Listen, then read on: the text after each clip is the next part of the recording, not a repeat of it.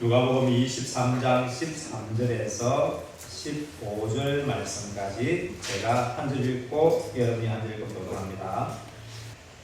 말씀을 교독합니다. 빌라도가 대제사장들과 관리들과 백성을 불러 모으고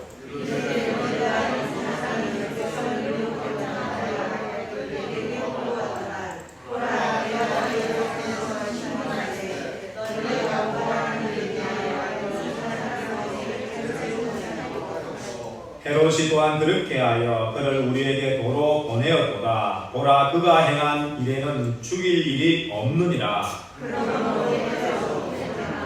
무리가 일제히 소리질러 이르되 이 사람을 없이 하고 바라바를 우리에게 놓아 주소서 하니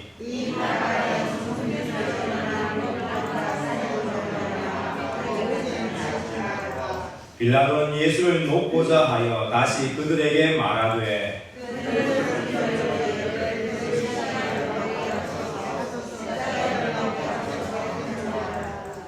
빌라도가 세 번째 말하되 이 사람이 무슨 악한 일을 하였느냐? 나는 그에게서 죽일 죄를 찾지 못하였나니 때려서 놓으리라 하니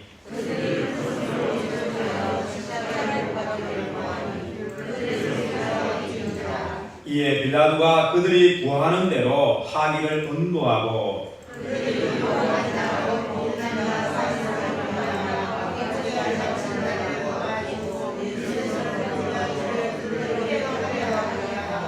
아멘. 우리 3월달에는 주제가 역설입니다. 하나님의 역설. 그래서 이 3월달에는 하나님의 말씀이 좀 어려울 수 있습니다. 그냥 단순한 그게 아니라 하나님이 우리의 생각과는 다르게 일하시는 그런 모습들을 다양한 측면에서 이제 보려고 합니다. 지난주에는 하나님께서 등장하지 않으시고, 그죠? 내 개인의 역사나 인류의 역사 속에 자신을 그 기적이나 능력을 통해서 자신의 본능을 보여주지 않으면서도 숨어서 뒤에서 움직이면서 역사하시는 그 하나님의 손길을 말씀했습니다. 그 하나님께서는 어떻게 하기 때문에 등장하지 않냐면 우리의 일상에 너무나 자연스럽고 너무나 당연하고 너무나 우연적인 이런 것을 통해서 일하기 때문에 하나님이 안 계신 것처럼 보이는 거죠. 하나님이 역사하지 않는 것이 아니라 우리는 그것을 보면서 하나님의 역사라고 생각하지 않고 당연한 거야, 우연히 저렇게 된 거야 이렇게 생각하기 때문에 하나님의 손길을 보지 못하는 거죠. 그러나 하나님은 그러한 일상에 아주 우연스럽고 당연한 것을 통해서 일하시면서 상황을 뭡니까? 역전시켜 가시는 그 하나님의 말씀을 나누었습니다. 그래서 지난주에 하만이, 그죠? 이방인 하만이 하나님의 사람인 모르드게를 어떻게 해요? 장대에 높이 달려고 했는데 결국은 상황이 역전되잖아요. 그죠? 완전히 역전되잖아요. 그죠? 근데 그 완전히 역전되기 전까지는 등장하지 않았던 하나님이죠. 오늘은 두 번째로 하나님의 역설에 대해서 이제 말씀을 나누려고 합니다. 하나님께서는 사람과는 달리 전능하심으로 모든 것을 자유자재로 사용하실 수 있다는 사실입니다. 그런데 우리 그리스도인은 하나님께서 하시는 역사를 우리의 관점에서 우리의 어떤 보는 시각에서 제한하려고 하는 경우가 많습니다. 예로 지난주 설교에서 거대한 로마 제국에 의해 초대교회는 왕성했습니까? 미약했습니까? 아주 미약해. 수도 적고 여러 가지 측면에서 너무나 미약했던 겁니다. 그런데 이 거대한 로마 제국이 250여 년간 강력한 박해를, 어마어마한 박해를 이제 시작합니다. 따라서 우리의 관점에서 생각하면 그 미약한 기독교가 이 지구상에서 살아남을 수 있겠습니까? 없겠습니까? 없는 것이죠. 그죠? 그 거대한 로마 제국이 군대를 동원해서 그 미미한 기독교를 없애려고 하니까 살아남을 수가 없잖아요. 상식적으로 생각하면 지구상에 살아남을 수 없는 상황이지만은, 그런데 하나님께서는 그 미약한 교회로 그 가공할 만한 어마어마한 박해를 견디면서 지금은 가장 강력한 영향력을 행사하는 기독교로 존재하게 만들고 있다는 사실이죠. 우리는 오늘 하나님께서 사용하시는 또 다른 놀라운 것을 살펴보고자 합니다. 그것은 그리스도인들이 쉽게 납득하기 어려운 것으로 불의입니다. 불의. 선하시고 완전하신 하나님께서 사람들이 사리사욕을 위해 이용하는 불의를 통해서도 하나님의 섭리를 이루어 가신다는 의미입니다. 사람들이 사용하는 뭘 가지고, 사람들이 자기 사리사욕을 위해서 뭘 사용합니까? 정의를 사용합니까? 아니죠. 사리사욕을 위해서 불의를 사용하잖아요. 이 불의조차도 하나님이 뭐하여서요? 선용하여서 하나님의 섭리를 이루어 가신다는 사실입니다. 총독 빌라도는 예수님이 죄 있다고 선언합니까? 예수님의 무죄를 주장합니까? 예, 무죄를 주장합니다. 총독 빌라도는 예수님의 무죄를 강력하게 주장합니다. 예수님의 공생의 기간에 로마 제국이 이스라엘 땅에 파견한 총독이 누구죠? 오늘 말씀에 누구죠? 빌라도죠.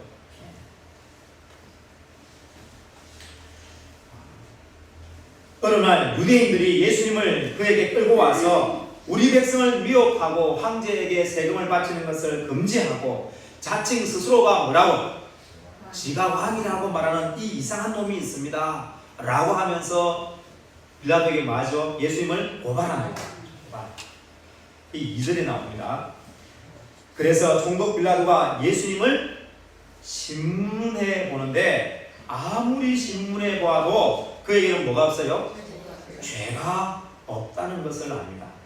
4절 한번 보겠습니다. 4절 읽어볼까요? 시작. 빌라도가 대제사장과 무리에게 이르되 내가 보니 이 사람에게 죄가 없도다 하니. 또 14절 한번 보겠습니다. 14절 한번 볼까요? 자, 시작. 이르되 너희가 이 사람이 백성을 미혹하는 자라 하여 내게 끌고 왔도다. 보라, 내가 너희 앞에서 신문하였으되 너희가 고발하는 일에 대하여 이 사람에게서 죄를 찾지 못하였고. 또 있습니다. 22절입니다. 봅니다. 시작. 빌라도가 세 번째 말하되 이 사람이 무슨 악한 일을 하였느냐? 나는 그에게서 죽일 죄를 찾지 못하였나니 때려서 놓으리라 하니. 빌라도가 몇 번에 걸쳐서 예수님이 무죄임을 말하고 있습니까? 몇 번에 걸쳐? 3번. 우리나라에 몇 번? 3세판. 여러분 근데 성경에도 3세판이 너무 많이 등장합니다. 구약부터 시작해가지고. 네? 그러니까 이 3번에 걸쳐서 죄가 없다는 것은 그 입의 말을 확정해 주는 거예요. 3번 말하는 것은 확정, 사실다는 것은.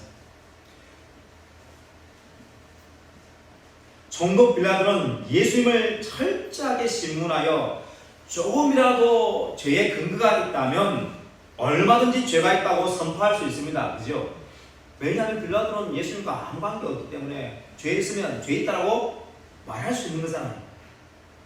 그러나 그가 아무리 조사하고 신문해도 예수님께는 죄가 전혀 없기에 3번에 걸쳐서 무죄를 선언합니다. 또한 헤롯 왕도 예수님에게서 죄를 찾지 못하였다고 합니다. 우리 15절 한번 볼까요? 자, 봅니다. 시작. 헤롯이 또한 그렇게 하여 그를 우리에게 보러 보내었도다. 보라, 그가 행한 일에는 죽일 일이 없느니라.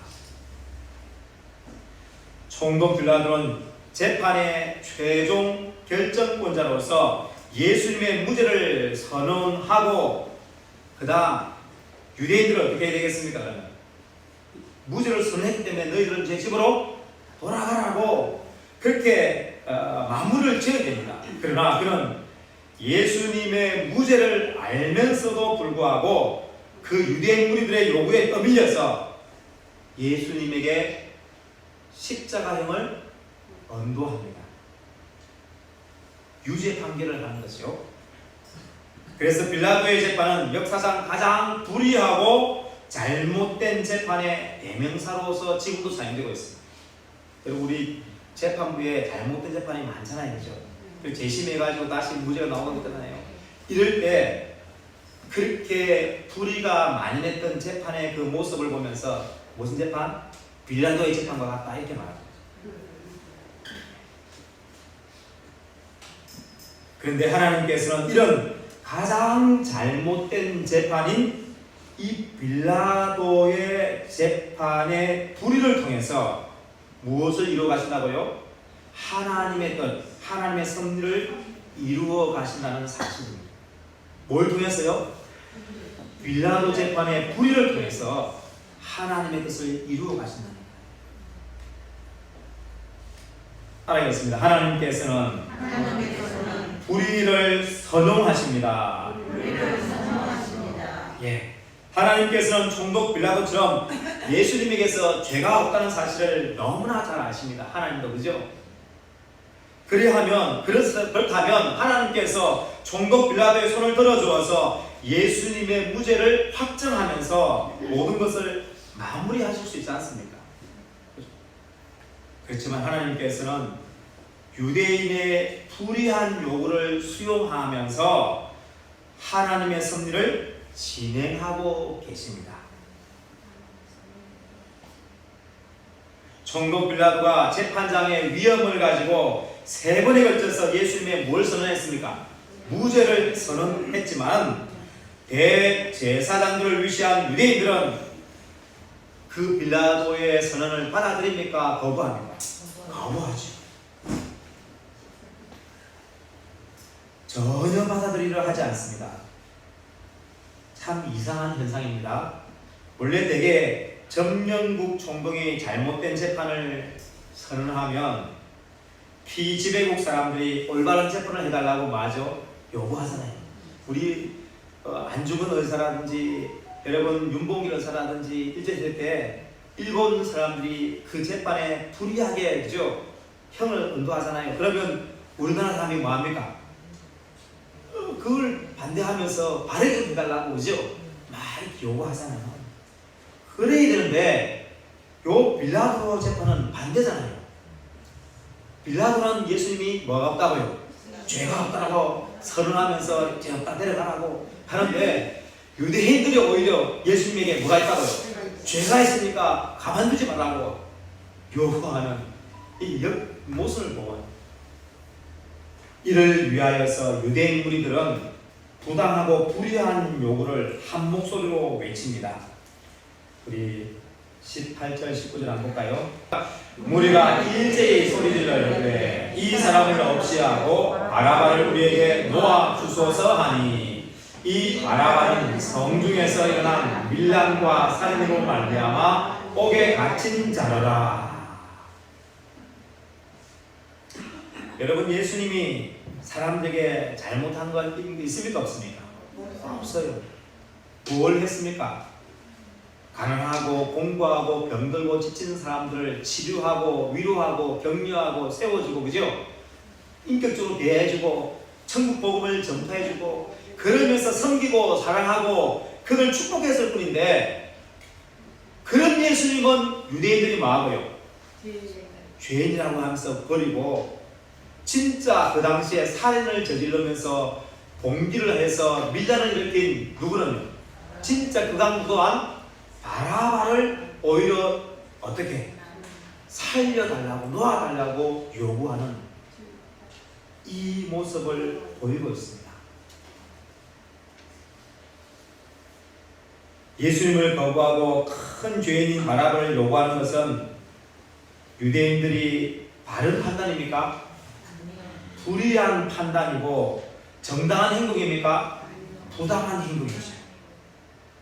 상식적으로 생각하면 올바른 총독 빌라도는 칭찬을 받아야 마땅하고 이 나쁜 유대인들은 징계를 받아야 하는데 하나님께서 그런 판단을 하지 않고 지금 이 본문에서는 그냥 일이 진행되는 것을 뭐하고 있습니까? 지켜보고만 계십니다.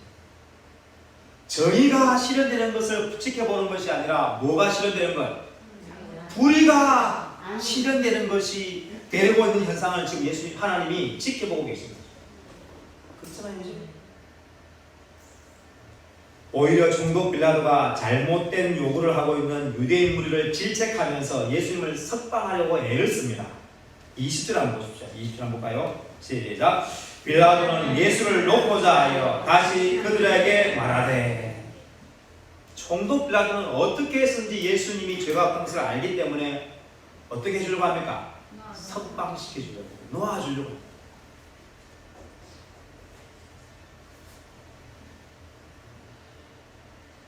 하나님께서 이 빌라도의 모습을 통해서 우리에게 무엇을 말씀하려고 하겠습니까? 이방인으로서 불신자인 총독 빌라도의 말을 통해 예수님께서는 뭐가 없다는 사실을, 죄가 없다는 사실을 확실하게 증명하고 선언하는데 빌라도를 사용하시는 거죠.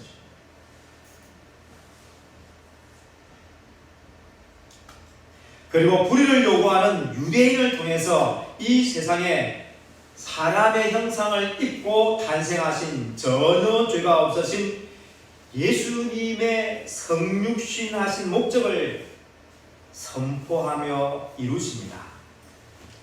자, 21절 한번 보겠습니다. 볼까요? 시작. 그들은 소리질러 이르되 그를 십자가에 못 박게 하소서, 십자가에 못 박게 하소서 하는지라. 하나님께서 지금 옳은 판단과 옳은 결정을 한 빌라도의 입의 말을 통해서 예수님이 어떠시고 예수님이 무죄하심을, 죄 없으심을 선언하면서 선포합니다. 사람들한테. 그죠? 반대로 불의하고 부당한 행동과 요구를 하고 있는 이 유대인들의 요구를 통해서 무엇을 이룬다고요? 예수님이 이 땅에 몸을 입고 오신 성육신하신 목적이 무엇인지를 이루는 통로로 사용한다고 하죠. 예수님이 이 땅에 성육신하여서 여러분 오신 목적이 무엇입니까? 여러분한테 돈 좀 더 주기 위해서요? 여러분한테 뭐 좀 원하는 대로 다 이루어지도록 하기 위해서요? 그거는 부차적인 것이고, 예수님이 성육신하신 가장 중요한 목적은 무엇입니까? 십자가에 못 박혀서 대속적 죽음을 당하시기 위해서, 우리의 죄를 완전히 사시기 위해 십자가에 못 박히기 위해서 예수님이 이 땅에 오신 것 아닙니까? 그런데 그 하나님의 거룩한 뜻인 그 승리를 이루는 수단으로, 통로로 올바른 누구를 선택하지 않고요, 빌라도의 그 선택을 하는 것이 아니라 부당하고 불의한 유대인들의 그 요구에 하나님께서 부응하시면서 그 목적을 이루고 계신다는 사실입니다. 유대인들은 오직 예수 타도만을 외칩니다. 그죠? 예수를 어떻게? 십자가에 못 박아라! 예수님을 십자가에 못 박아라! 예수님이 아니죠. 예수를, 그죠? 유대인들은 오직 타도 예수만을, 예수를 제거하는 데 목적을 두고 그렇게 십자가에 못 박으라고 외치는데, 그렇게 한 이유는 그들의 눈에 가시 같은 예수님을 죽이는 데 혈안이 되어 있습니다.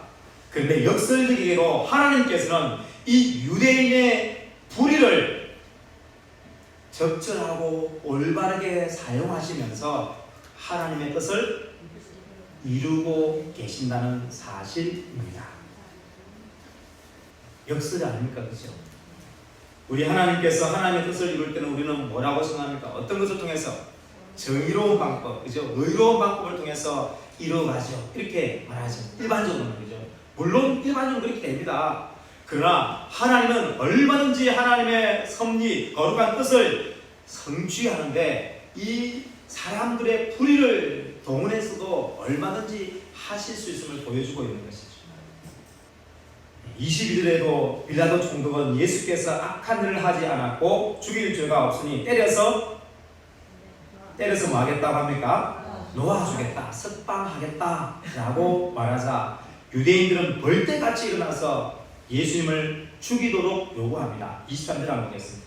볼까요? 시작.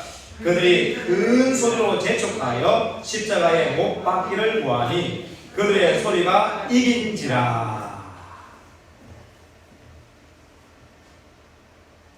빌라도 총독은 자기 관할 지역에서 폭동이 일어나면 그의 정치적 신상에 오점을 남기는 것을 두려워하여 결국 유대인들의 불의한 요구를 어쩔 수 없이 받아들입니다. 여러분, 하나님이 우리 인간은 불완전하고 또 역량이 제한되기 때문에 모든 것을 자유자재로 설명할 수 없지만은 하나님은 전지전능하시기 때문에 우리의 불의조차도 하나님의 선한 목적을 위해서 뭐 하신다고요? 사용해 가시기도 한다는 사실입니다. 그래서 우리들의 안목이 이제 넓어져야 됩니다. 정의는 무조건 옳고 불의는 무조건 틀렸다 이렇게만 하는 것이 아니라 불의를 통해서도 하나님은 일하신다는 사실을 한번 찬양.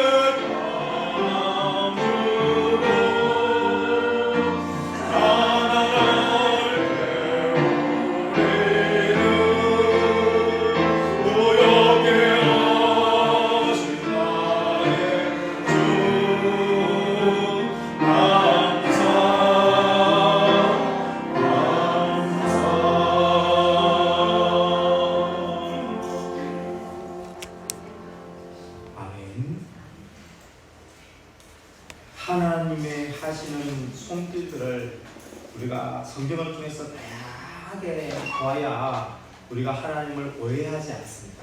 근데 우리는 너무나 단편적으로 보니까 그렇게 내가 원하는 내 눈으로 보는 것을 볼 때는 맞는데 그 반대쪽에서 하면 하나님을 이해가 안 돼. 하나님 이해가 안 되는 것입니다. 그래서 우리는 성경을 통해서 전체를 쫙 펼쳐놓고 하나님이 일하시는 방법, 하나님이 일하시는 손길들을 다양하게 봐야 그래야 우리가 하나님을 오해하지도 않고 하나님을 정말로 불평하지도 않고 끝까지 나갈 수 있는 것입니다. 그래서 하나님께서는 모든 방법을 통해서 주의 섭리를 뭐 하겠습니까? 성취하십니다. 하나님의 목적은 하나님의 섭리를 성취하는 것이 하나님의 목적입니다. 우리가 아무리 우리의 어떤 것을 요구한다 할지라도 그것이 하나님의 섭리에 안 맞으면 하나님은 거부하시는 것입니다. 하나님은 오직 하나님 당신의 그 섭리를 이루는데 초점을 맞추고 있어요. 그래서 우리가 우리의 욕심을 계속 붙잡고 있으면 안 되는 것이죠. 사람들은 창세기 3장에서 타락한 이후에는 하나님 중심입니까? 자기 중심입니까? 자기 자기 중심적인 이기적인 존재가 되고 말았습니다. 모든 것을 자기 중심으로 하려고 하죠.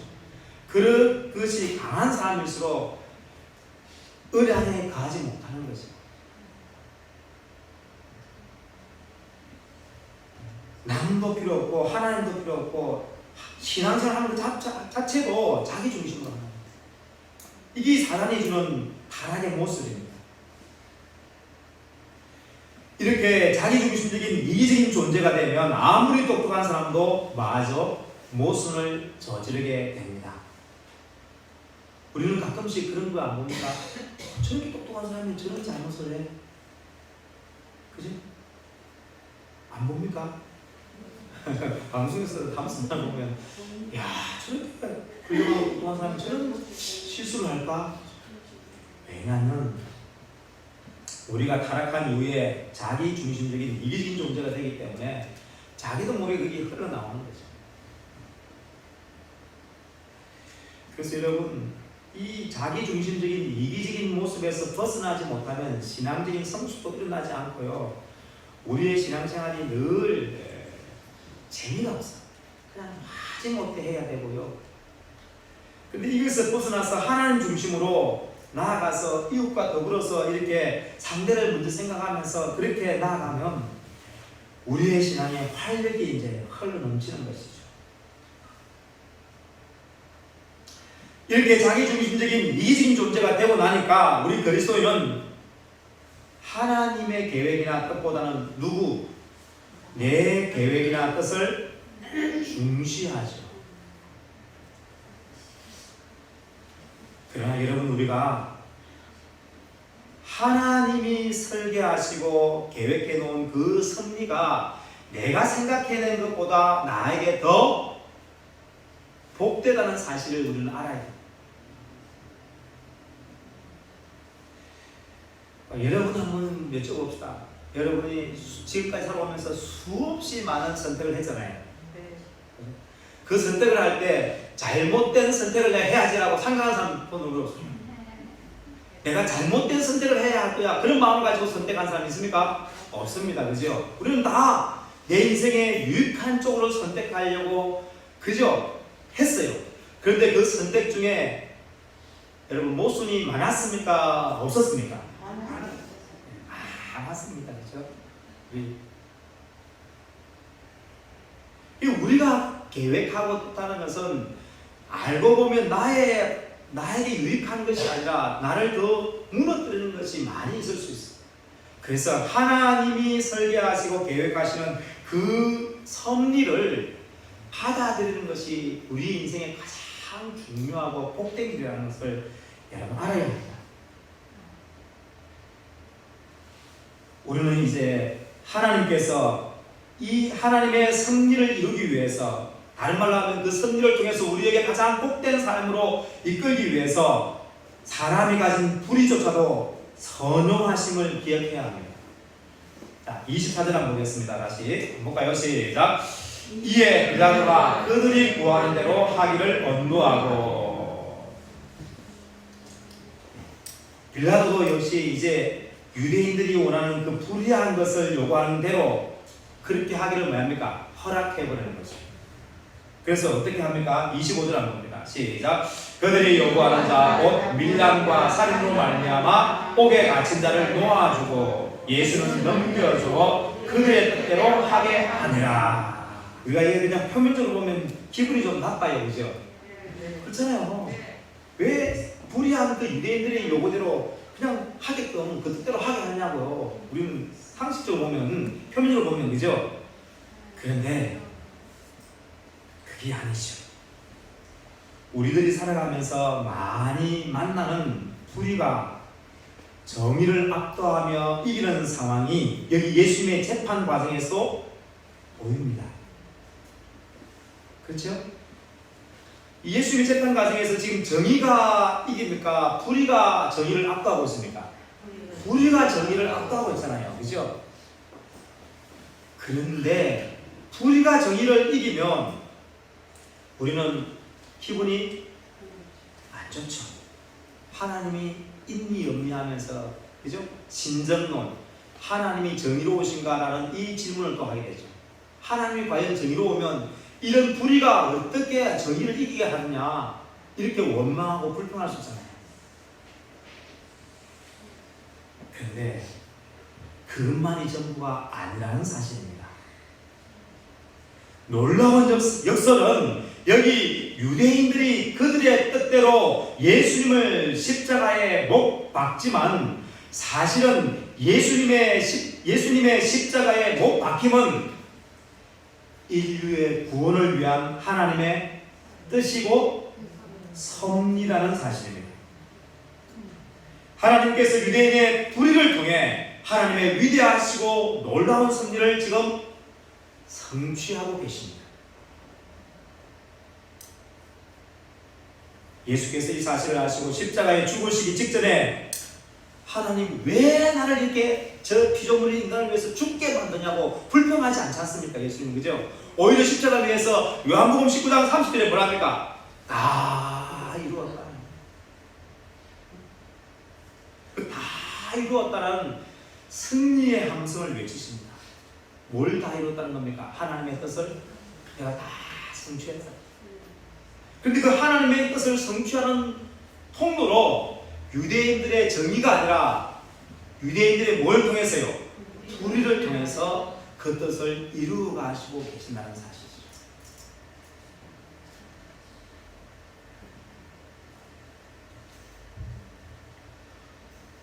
그래서 여러분, 우리는 모든 관점에 정의의 관점에서만 보는 것이 아니고 하나님의 관점에서 보아야 된다는 것입니다. 왜냐하면 성경에는 하나님께서 사람의 불의를 선한 목적을 이루는 통로로 많이 사용하고 계시기 때문입니다. 여러분, 보디발의 아내가 요셉을 어떻게 하죠? 보디발의 아내가 요셉을 어떻게 합니까? 유혹합니다. 야시시한 옷을 입고, 이죠? 뭘 하면서, 눈짓을 하면서, 당시의 이집트의 여인들은 최고의 화장 기술을 갖고 옷 보시면 야시시하잖아요, 그죠? 보일락 말락 하면서 그 요셉을 한 번만 유혹한 것도 아니고 계속 유혹합니다.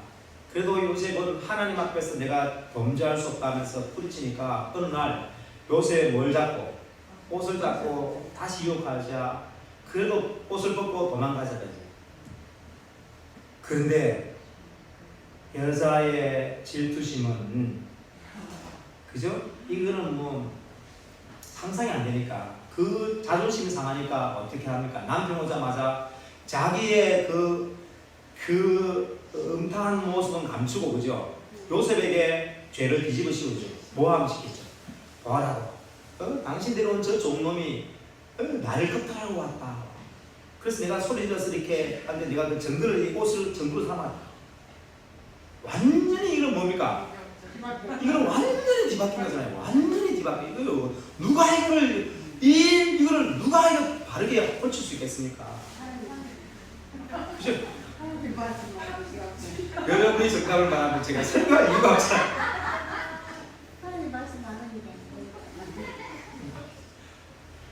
그 불의에 의해서, 보디발 아내의 불의에 의해서 요셉은 어디에요? 감옥에 갇히는데, 그 불의를 통해서 감옥에 갇혔지만 그 감옥에서 어디로 나가는, 애굽의 총리로 나가는 계단으로 사용하고 있다는 사실입니다. 여러분, 다윗은 어떻습니까?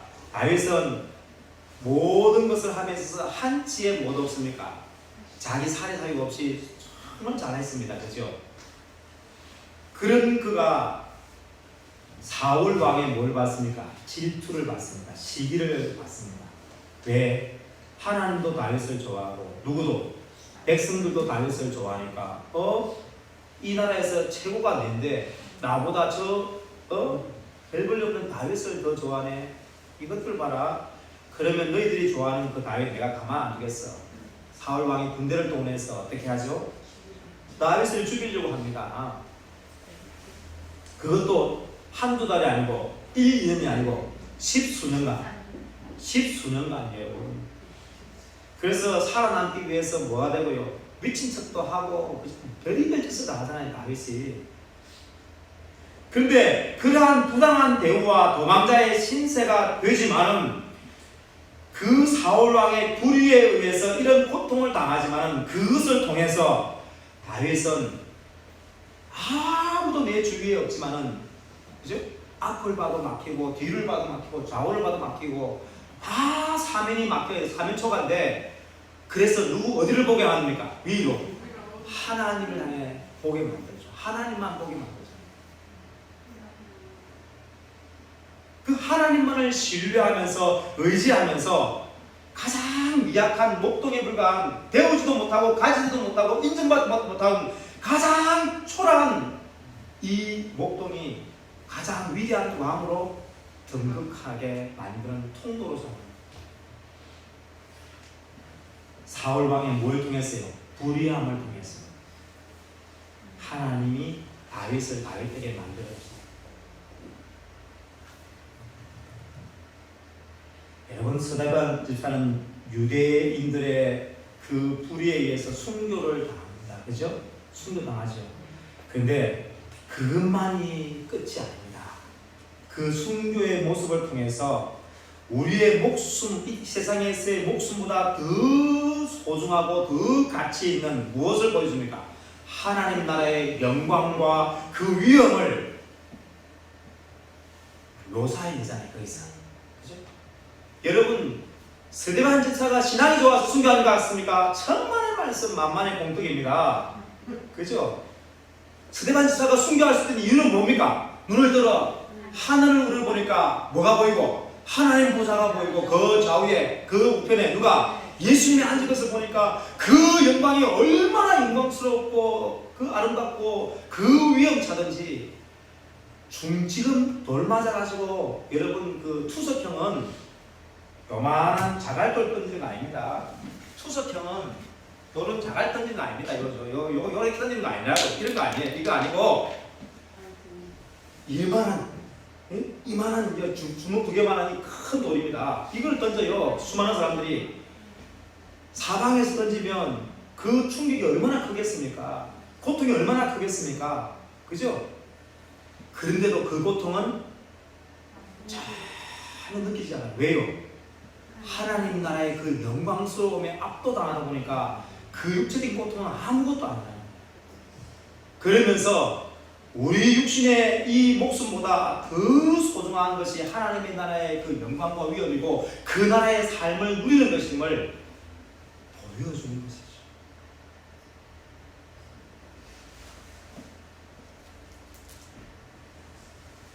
사랑하는 성도 여러분,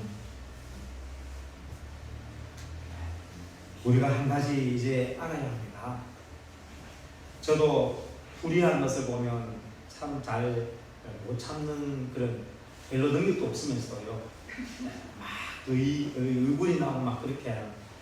그런데 저희의 관점에서만 보지 말고 이제 하나님이 역사하시는 그 손길을 온전히 알 때는 우리가 하나님의 섭리의 관점에서 보면서 하나님께서 때때로는 사람들의 뭘 통해서도, 불의를 통해서도 하나님의 뜻을 이루어내신다는 사실을 기억하시고, 상대방의 그 불의라든지 또는 어떤 단체의 그 불의만 보지 말고 그것을 통해서 하나님이 어떻게 쓰시는지를 볼 수 있는 안목을 가지는 우리 모두 되었으면 좋겠습니다.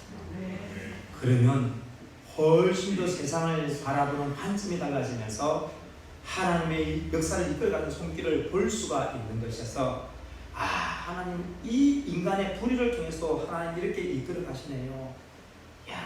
하나님 위대하십니다 라고 고백할 수 있는 성도가 됩니다. 우리 모두 좀 어려운 내용일지 모르지만은 이 하나님의 역설의 손길을 우리가 잘 기억합시다. 그래서 결국 유대인들은 예수님을 십자가에 못 박아 죽었지만 오히려 하나님의 뜻은 뭐죠? 성취되는 역설을 이루잖아요. 그죠? 우리의 삶 가운데서 누군가가 또는 어떤 단체나 조직이 우리에게 불의를 행할 때, 그때 왜 나를 이렇게 불의하게 해놨냐 그것만 보지 말고 좀 한 걸음 뒤로 물러나서 하나님이 그런 말씀을 하셨지. 그래, 하나님께서 저 사람을 통해서 또 저들을 통해서 내게 무엇을 하시려고 하실까? 이런 생각을 하면서 기도하면서 그 사람들의 불의를 통해서 어떤 것을 이루어내시는지를 목격해가는 우리 모두 되기를 예수님 축원합니다. 그래서 하나님이 하시는 모든 것을 점점 더 넓게 폭넓게 보면서 하나님의 손길을 높이며 경배할 수 있는 우리 모두 되기를 예수님 축원합니다. 하나님 아버지 감사합니다. 오늘도 우리에게 예배자를 올 수 있게 해주어서 감사합니다. 하나님의 생명의 말씀을 보여주어서 감사합니다. 우리가 단순히 예수 믿고 그냥 내가 원하는 것을 이루어내자 그런 의미에서만 신앙생활하지 말고 하나님의 역사의 손길들을 볼 수 있는 안목들이 열리게 주옵소서. 아버지 하나님 평범한 삶을 통해서 이루어가시는 하나님의 손길도 보게 하시고 오늘처럼 사람의 불의를 통해서도 하나님의 뜻을 이루어가시는 하나님의 손길을 볼 수 있는 영적인 안목이 열리게 주옵소서.